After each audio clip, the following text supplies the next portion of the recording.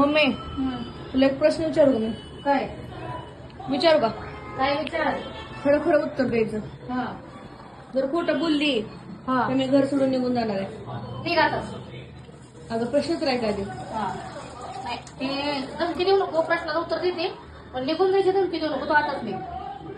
बरं ऐक, हा आज तुला 2 मुलं आहेत, हा मी आणि तू दुसरं पोरग. हा आमच्या दोघांपैकी तुझा जास्त जीव कोणावर आहे?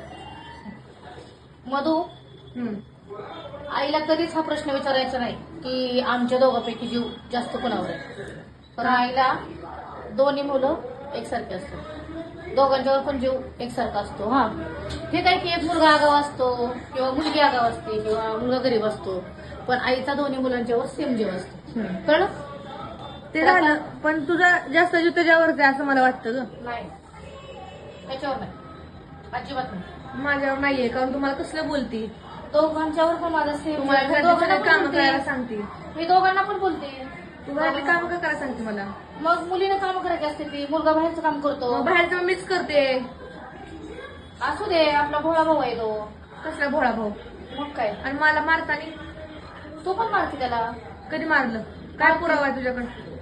आईपाशी पुरावे नसतात, आईचे डोळे डोळे डोळे डोळे तेच. बस, मग माझ्यावर जास्त जीव आहे का त्याच्यावर सांग? दोघांच्यावर सेम. जाऊ दे मग. काय दोघांच्यावर सेम. अवघड आहे मग. मग आता कधी जाते निघून? हा, कधी जाते आता निघून? दोघांवर सेम आहे, माझ्या कशा निघू जायचं? नाही जात, बस इथं करा आपली भाजी. कशाची करायला? चिंगळीची भाजी वगैरे. करा मग आता. जाऊ का? हो जाऊ.